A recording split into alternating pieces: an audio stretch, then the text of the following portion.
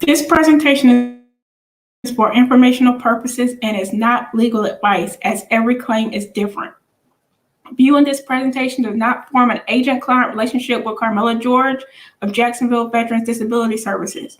If you have specific questions regarding your claim, consult with an accredited veterans VSO agent or attorney.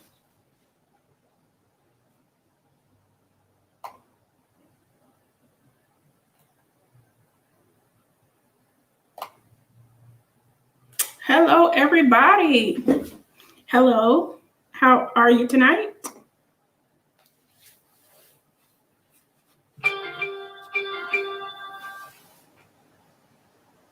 I'm on tonight because I got a new camera and I want to try it out. And so that is the reason that I'm on, really, but I'm excited to be with you all, and I'll take any questions for about 30 minutes because I'm still awake. I probably shouldn't be, but I'm here.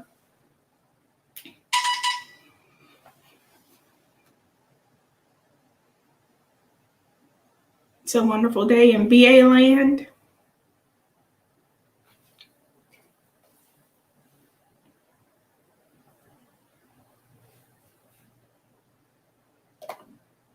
Greetings from Dallas. Hey, from North Carolina.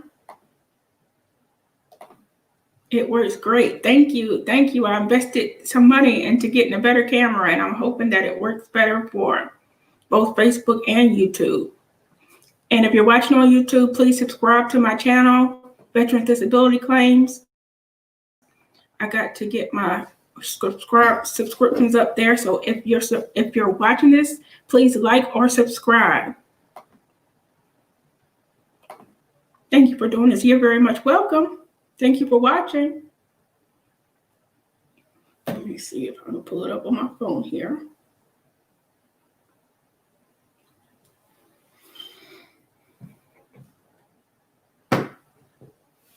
Okay, so any questions, you can ask them in the comments, and I'll be more than happy to answer. Like I said, I'll be on for about 30 minutes tonight. It's kind of late here in North Carolina. I'm not sure where you're watching from.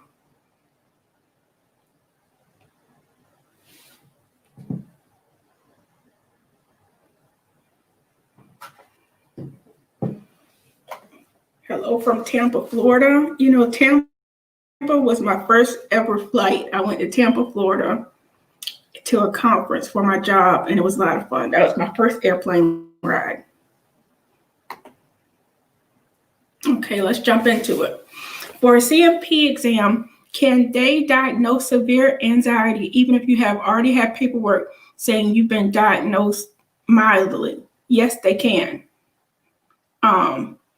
The psychologist is free to diagnose anything they want during the CMP exam, whatever they feel diagnostic criteria they feel you meet for a mental health disorder, but they can certainly say it's severe if they feel, if you describe it in severe terms and they feel like it's a severe disability. What benefits will I receive being medically retired rather than just getting out and getting VA disability? Being medically retired, you will also get a retirement pay. And so you will get retirement pay and VA disability pay if you're rated by the VA above 50%.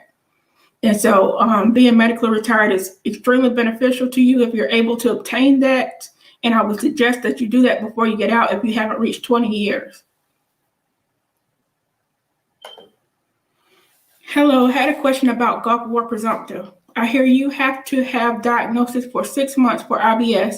Can you tell me what other evidence is needed? You don't necessarily need to have the diagnosis for 6 months. You just need to have the diagnosis. Any medical records pertaining to your IBS, if you could kind of log your symptoms for a doctor, that would be helpful. And present a lay statement about your symptoms. That might be all the evidence that is needed to claim it. I would also suggest registering for the Gulf War Registry and taking that exam with the VA Health Administration. That way it can produce more evidence for your claim.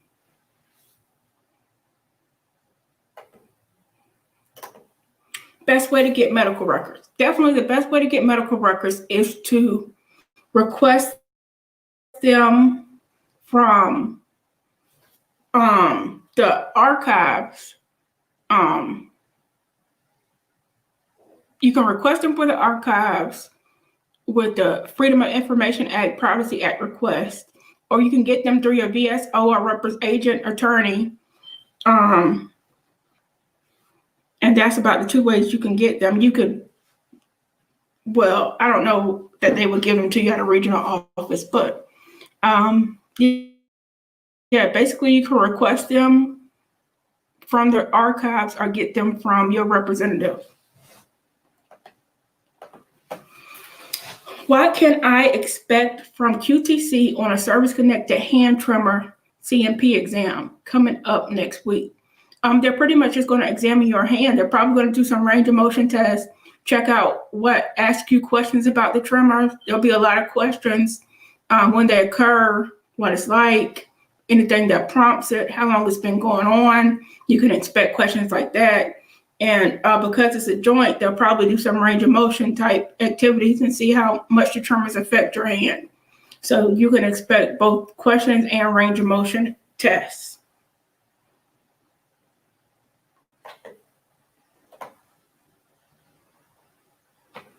Let me go back to the best way to get your medical records. You can also get some of your medical records off of TRICAREonline.com. TRICARE keeps some, I think they go back 30 years worth of records. And a lot of people that have lost their records have been able to find them through TRICARE. So that might be another avenue for you to take.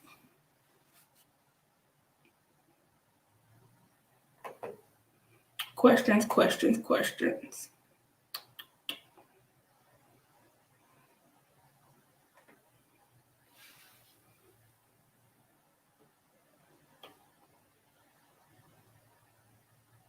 You guys are quiet tonight. Let me just throw out a resource. PubMed.gov is always a good resource to get medical articles and research regarding your claim. The good thing about it is that most of the articles are free, of no charge, and you can use it to beef up your evidence. So a doctor can't go in, and examiner can't go in and say there's no correlation between these things. If you present medical research that says it is correlated, that would work against their opinion.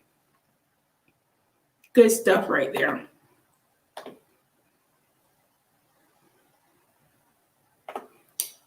Hi. I have an upcoming appointment with HLI for loss of hearing in my left ear. Why is the highest rating for this condition that I can possibly get, if any? The highest rating for hearing loss is 100%. The highest rating that I've seen a veteran with myself personally is 90%. But yes, you can get up to 100% for hearing loss depending on how bad it is. I recently had x-rays done. They were not showing change, but pain has increased and radiculopathy has been happening more and more. How should I approach this in applying for an increase for pain and filing for radiculopathy?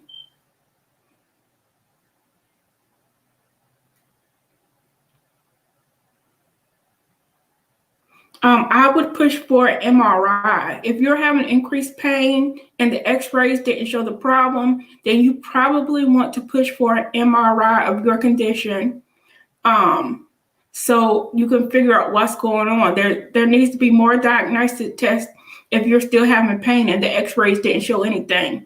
So I would push the doctor to go a little bit further and get further testing.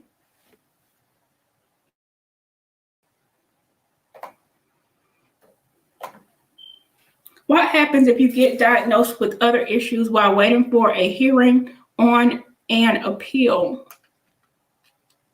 If you get diagnosed with other issues while waiting for a hearing on an appeal, you should file a claim for those other issues if they're service connected.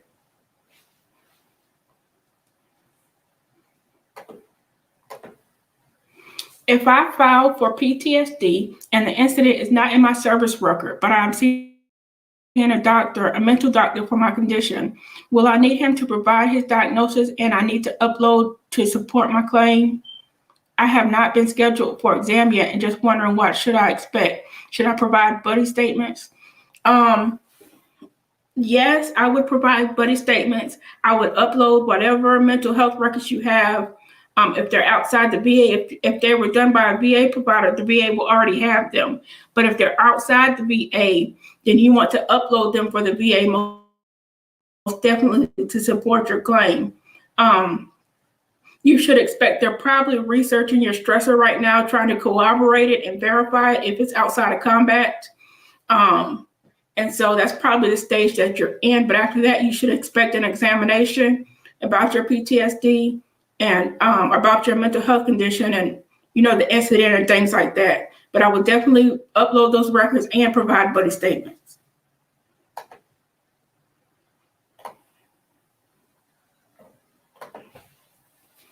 Do supplemental claims change the intent to file date? No, they don't. They should work in conjunction with the intent to file.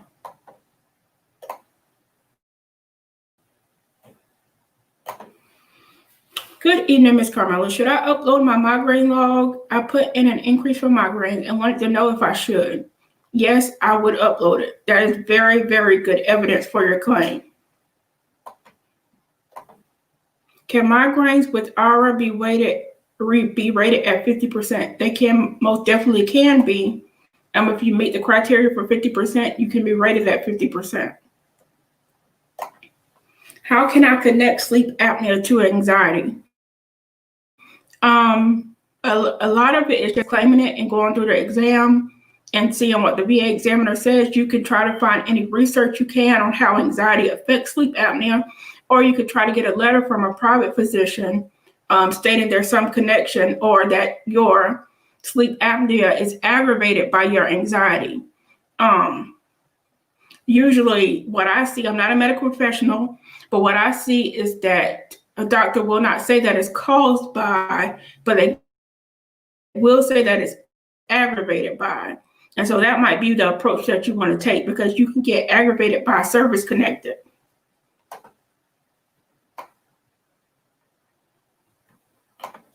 Best way to maneuver through my appeal now that I have been filing. This will be my third appeal. Had hearing scheduled this year, but COVID has it on hold. PTSD due to MST. I would have to look at your file specifically to tell you the best way to maneuver, but be prepared for your hearing. Have any private evidence that you can submit on hand.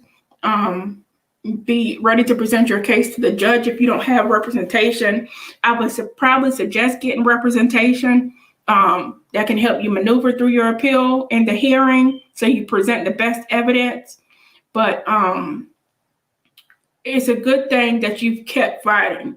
If you get denied again, I highly suggest that you take it to the Court of Veterans Appeals. Take it a level higher. Get a lawyer and take it to court and make the VA present its case against you. I've seen a lot of victories at the Court of Veterans Appeals.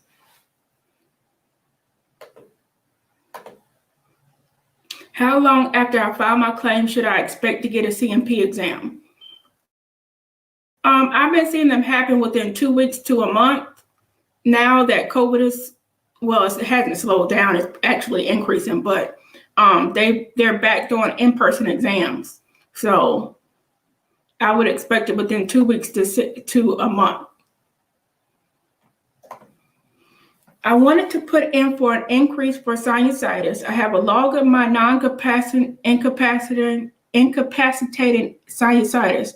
I'm currently at 10%, and to qualify for 30%, you need 7 non-incapacitating episodes in a year. With a log of each of my non-incapacitating episodes had 8 and last, and medical records of medicines I use for sinusitis be enough, or what other evidence would you suggest? I think a log is very, very good evidence. That and your medical records of the medicines and your visits to the doctor for it should be enough. And I would add a personal statement with your log that describes your incidences and the times you've been through them. That kind of explains your log.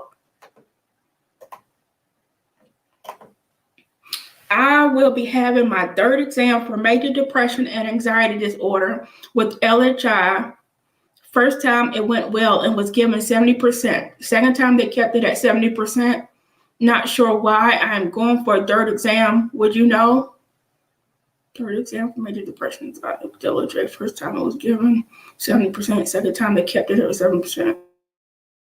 Not sure why I'm going for a third exam. Is it a routine future exam you might be scheduled for where they every so often they evaluate your major depression because they think that there's some likelihood that it will improve?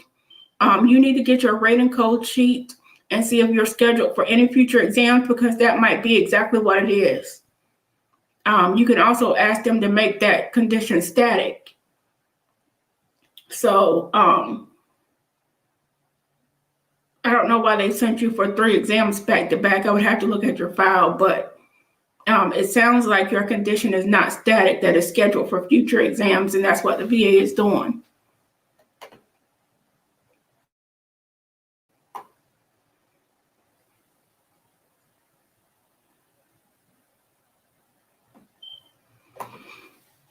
I submitted my updated medications with verified increase in dosage for disability increase. They are trying to reduce my current benefits. What should I do? Also ask for a hearing.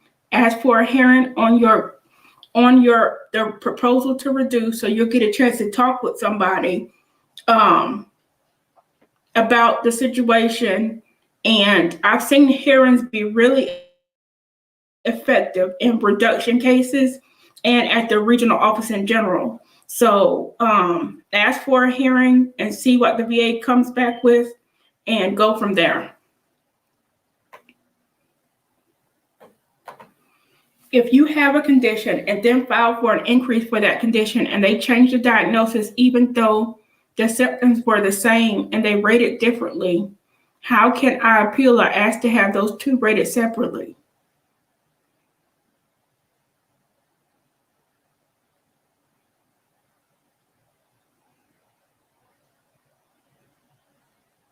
I need a more specifically what you're talking about. For instance, if you're talking about sleep apnea and asthma, those things are always going to be rated together because they're of the same body system. So they're going to just combine them and title it a different way. Another situation might happen where a doctor gives a different diagnosis than what you previously had. For instance, they might say your PTSD is now just major depression, but they call it a progression of the current condition. And so that's one way it could also be changed. Did they reduce your rating? And that's why you're trying to appeal, or what conditions are you trying to have rated separately?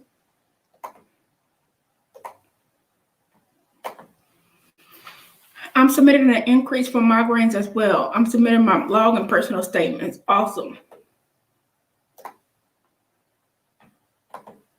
I have heard that I can input issues that I'm having through my Healthy Vet. Is this the best way to do my self-documented logs? It's one way. I don't know that it's the best way, but it's one way you can do them. You can always send secure messages when you're having issues, so things are documented in your medical records and you're letting your physician know. Or they have ways that you can log on. In My Healthy Vet, you can input, self-input things. But I don't know that a doctor reviews them at that point. Or you could use any other type of app log or mobile log, or just a plain sheet of paper, log in your condition. As long as it's logged, that's all that matters. And then you upload it with your claim. I hear you can obtain records that will let you know if you are coded to have a future exam for a rated disability. How can I obtain a rating code sheet, and what is it called? You've hit the nail on the head. It is called a rating code sheet. And that's the record you need to obtain. You can get it by Freedom of Information Act, Privacy Act request through the VA, or you can, which they have a new form for. I don't know the form number off the top of my head, but there's a new form for filing for Freedom of Information Act, Privacy Act request. Or you can go through your VSO or representative and get the form. That's probably the fastest way to get it, is through a representative. If you are filing your claim yourself and you really don't need any other help, you can get a representative just to get that form for you. You don't have to use them to file. My file for a claim says closed as of Friday. Although my 90% hasn't been updated, I see several claims for an increase. Example, one says herniated disc and nerve damage increase, and I have 20% rating for lower lumbar degenerative disc disease. What does the word increase mean at the end? I also see they have added limitation of flexation and walking gait deformity increase. I never got a rating for that, so why does it say increase? Did you get 0% for limited flexation and walking gait deformity? It says increase because you put in for an increase, but if you weren't rated for the last one, then I'm not sure why it would say that. That must be some type of error. But the increase just means you put in for an increase. That's all it means.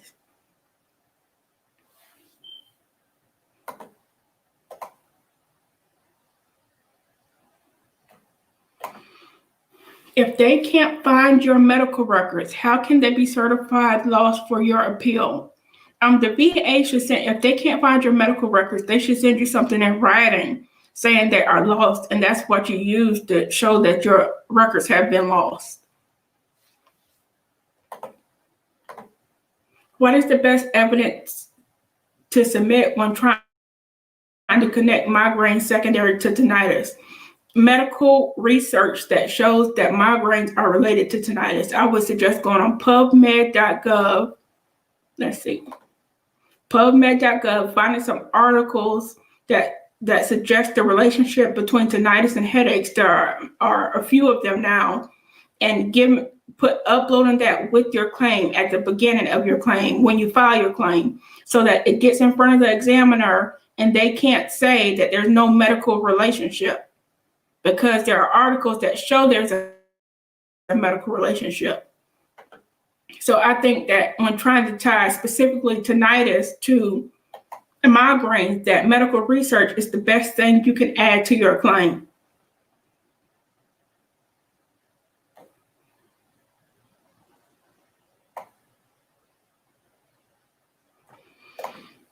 I had wrist pain from cysts while in service for both wrists. 20 years later, they still hurt and are getting worse, and I still have cysts. Should I claim as cysts or wrist pain? I just got rated for some other things, but I didn't claim them at this time. I would claim them first as cysts, and then once your cysts get rated, go back and claim wrist pain secondary. I believe they rate the cyst as a nerve condition. I could be wrong. I could very well be wrong on that, but that's what's coming to mind. They rate it as a nerve condition, and you can still claim the joint condition.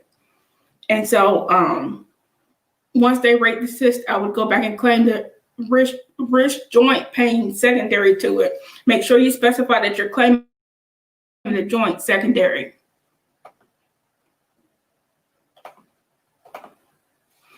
I also see PTSD now claimed as severe depression increase. I'm already rated for 70% for PTSD. What does that mean?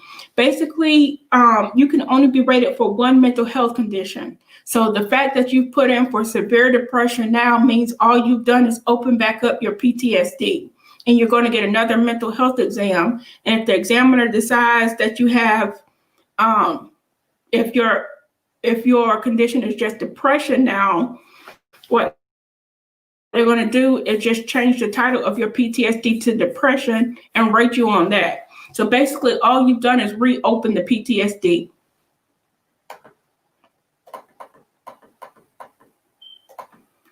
What is the best way to file for secondary injuries? Just do it. It walks you through the application on va.gov or eBenefits. It's really easy to do. Or you can fill out the paper application and just put whatever you're claiming secondary. In the place where you fill out your disabilities, you just write headache secondary to tinnitus, or hip pain secondary to back pain. But that's exactly how you file secondary injuries. You just specify them specifically as secondary in your claim. I just found out last week that I now have arthritis in my spine. I was discharged because of my back. Can I claim this? Absolutely, and you should.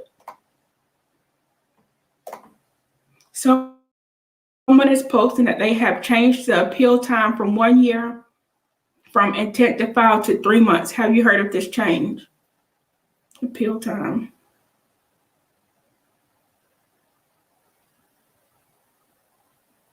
No, that's not true. You have a year from the time you file an intent to file to file the rest of your claim. Also, it's weird. I got 0% for right ear hearing loss, and right under it says tinnitus increase. Oh, 10% is the max you can get for tinnitus. So if you got that, there was no point in asking for an increase, but it might be an increase for your right ear hearing loss. This is the thing about the disability process, claims process. Know what you are filing before you file. And if you don't know what you're filing, get a representative to help you. That's what VSOs, agents, attorneys are for. Get somebody to help you if you don't know what you're filing, because just putting in for everything, you could do a lot of harm to your current rating. For instance, putting in for depression when you're already rated for PTSD could lead to a reduction, and that's what you don't want. So if you don't know exactly what you're filing and what the rating criteria is for what you're filing, then you need to get a representative. Don't just put in an increase for everything.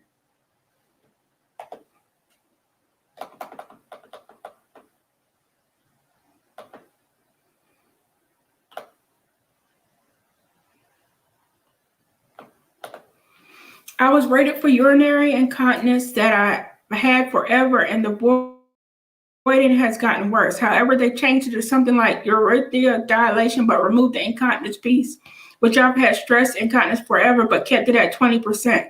If the urethral dilation piece is something new, why would they not increase my incontinence when it's gotten worse? Apparently, the doctor that you saw, the examiner that you saw, thought the condition was something other than incontinence, and they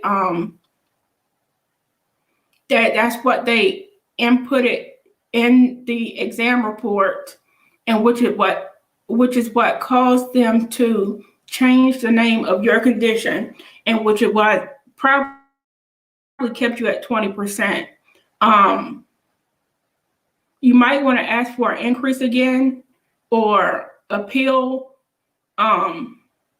your condition as is, but what you need to stress to the next examiner is that your primary condition is incontinence, and stress the number of times a day that you have to change because of it.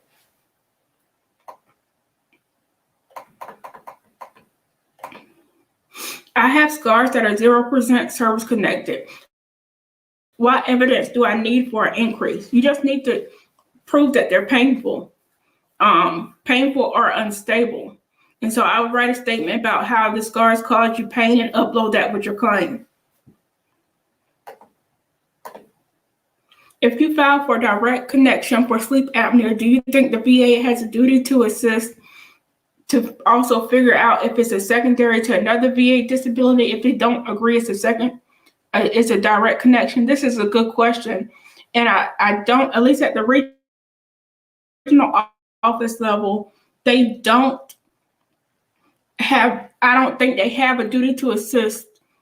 They don't have to, what the regulation says about this is that the VA does not have to, there's a certain terminology they use for it. They don't have to like dig real deep to find the meaning of your claim. There's a certain terminology they use that's not coming to my mind right now, but they don't have to go any further than you give them for your claim. And I believe there's recent case law that furthers that type of thinking, that you need to be able to identify your claims with a high level of generality that the VA can interpret them. They don't have to assist with a secondary claim if that's not what you claim, basically. I know I said a whole lot, but the answer to your question is no, they don't have a duty to assist if you don't specifically claim it as secondary. You would think that they do. You might be able to argue at the court level that they should have, but at the regional office level and at the board level, I don't think that you're going to get, I don't think that argument is going to fly. As of Friday, the claim was filed a year ago, and I did the CMP exams in March for all the claims. Okay.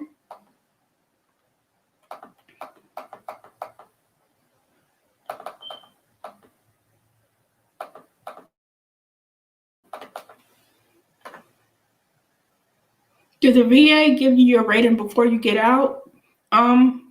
Most of the time they give it to you right after you get out.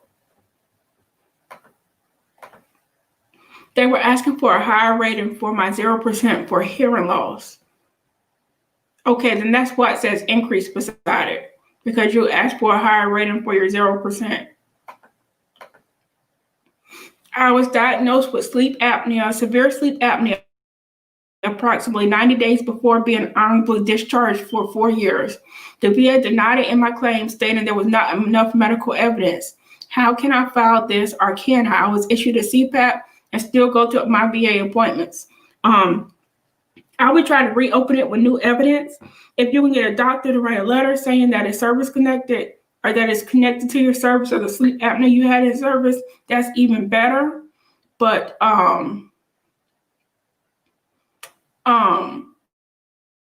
you just need to appeal that decision, basically. I would take it to a higher level. If you're still within 365 days of that decision, I would appeal it.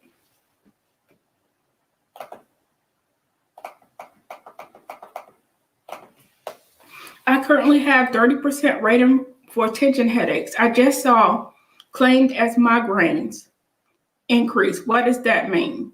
It means that you've put in the increase for your migraines and are the headaches, and you're going to get another examination for them. How did we get to talk to you? This is a great opportunity. Just ask your questions here. Hello, I was diagnosed with undifferentiated connective tissue disease on active duty, filed and was denied. Years later, I was service-connected for fibromyalgia. Approximately 2 years later, my service-connected fibromyalgia was mixed connective tissue, was renamed the mixed connective tissue. What are my options in this matter? Basically, I don't think you have many options if you're talking about effective date. Because what the VA, come on, Piper. Come on. Go on. Go on.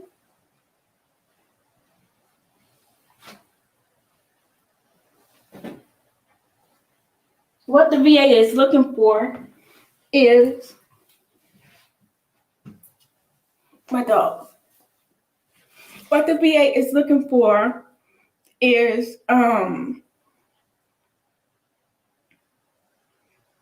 it would be new service department records that were added to your file that led them to connect it when they didn't, that led them to connect it the second time when they didn't connect it the first time. If you don't have new evidence, then or that new evidence added to your file, then there's not a lot you can do about it.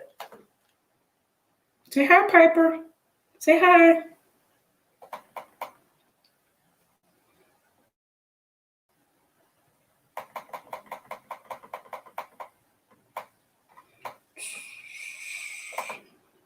With no Army medical records to be found, is secondary to my primary and alternate route I can take. Tinnitus is my primary disabilities. Yes. If it's an alternate route you can take. It's a very good alternate route. Say hi, Piper.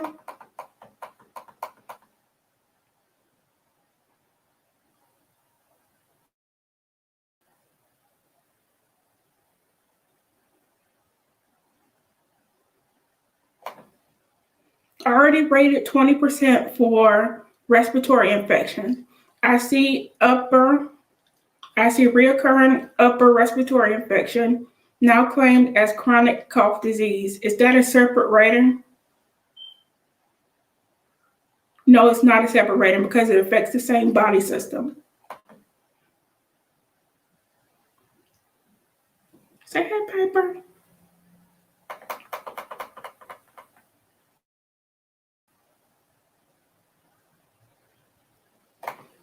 If I can't find anything in my medical records about my back spasms, can I still claim as primary, or should I claim as secondary to my knees?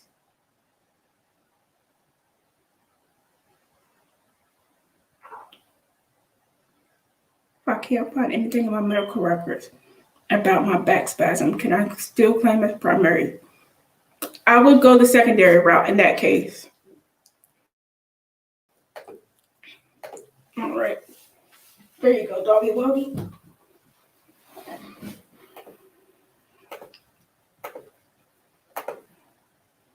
I need aid in attendance. I have PTSD and homebound and need help with everything. Find a good representative, Mr. Weddington. Find you a representative that can help you with everything that you need. If you don't know how to do it yourself. What was the name of the pub to look at? Here it is. PubMed.gov. PubMed.gov is where you can find research articles and other medical literature that support your claim that are valid, free research. And so it's a great place to go to find medical research that supports your claim and any correlation or connection that you're claiming. If they give you the rating right after you get out, is it a way you can see the results from the VA examiners? Also, I have current ongoing issues. Should I keep adding claims even though I already have went to all VA exams? Thank you in advance. Okay, so you can get your results from the VA examiners. The fastest way to get them would be to get a VSO or agent or attorney. You probably don't need an attorney at this point, but get a VSO or agent to look into your records and give you your exam results if they've been returned to the VA. That's the fastest way to get your exam results. You have current ongoing issues. Yes, you should keep adding claims. The 365-day period after your service, after your date of discharge, is the golden period for VA claims. You should claim everything that's wrong with you within that period that you have a diagnosis for, or that you can get a diagnosis for, that's bothering you, because that things are presumptive during that period. If it becomes a chronic condition, it can be labeled presumptive. And so you just need to keep going to the doctor and keep filing claims. It's important that you go to the doctors for the issues that you're filing claims for. If you can't get into the VA in time, I know with COVID, they're not taking as many appointments and things have slowed down. If you can't get into a VA examiner, then go to a private provider, go to urgent care, go somewhere and complain about your conditions, get the records and upload them to your claim. Hello, I'm currently going through an MEB.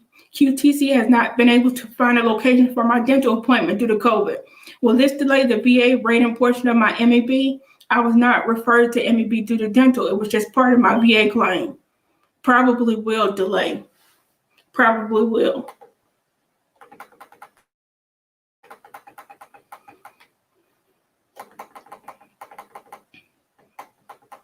A lot of good questions tonight.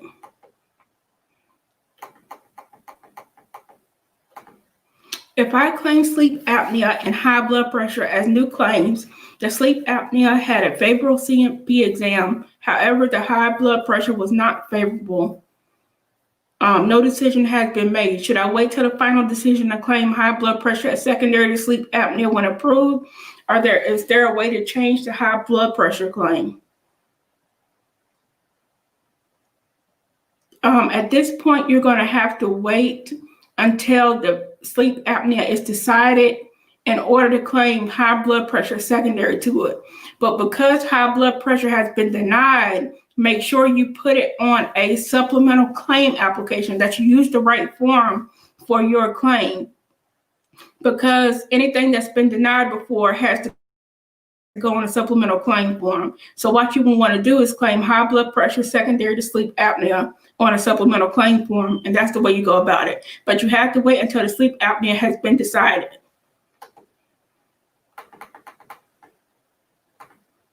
Can sleep apnea, let me take that off. Okay, back to comments. Can sleep apnea be claimed as secondary to depression? It absolutely can be. I would already Gulfport presumed for IBS. I recently went to the VA Gulfport registry and they sent me a letter saying my disabilities weren't Gulf War presumed. Can they take away my 10% Gulf War presumed? No, they can't just sever it like that. That's not how it works.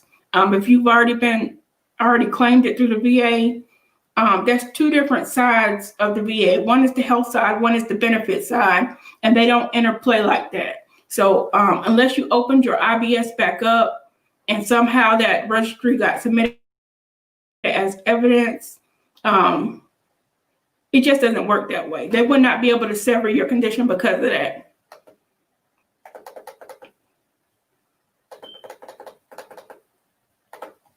I filed depression for secondary to tinnitus, but I saw in my e-benefits tinnitus increase in depression new. I have a CMP exam tomorrow for my tinnitus, but no CMP exam for depression yet. Do VA send me to exam for my depression? They probably will, but if they don't, you should appeal it. How long after your initial rating do you need to wait before filing an increase? You can file an increase the next day. If you don't agree with the rating, put in an increase ASAP.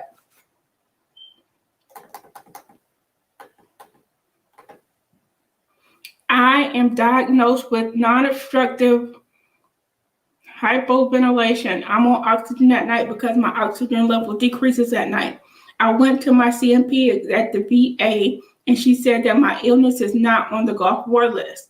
My question is, if a diagnosis is not on the list, how do I go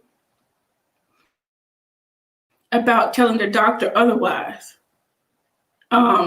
It might be that you can claim it as an undiagnosed illness or medically unexplained illness. It's just about how you claim the Gulf War illness. But just say a respiratory condition, and then claim it as one of the 4 Gulf War illnesses.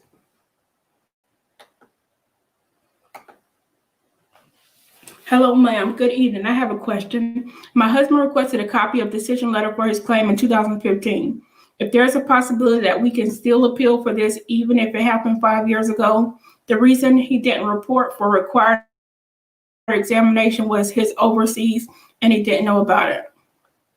Yes, what you need to do is file on a supplemental claim form, put the condition and write, I'm ready to report for my exams, please reschedule. If it was tinnitus that they denied because he didn't attend the exam, put tinnitus, I'm ready to report for my exam, please reschedule, and then put the date of the previous notice. And they should reschedule the examinations.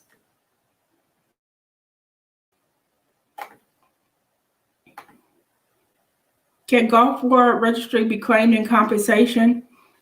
You can claim the illnesses. If they say they're Gulf War presumed, you can claim those illnesses. I was diagnosed with sleep apnea and the decision was not service connected. And it's service connected. And it is service connected. What do I need to do? Appeal.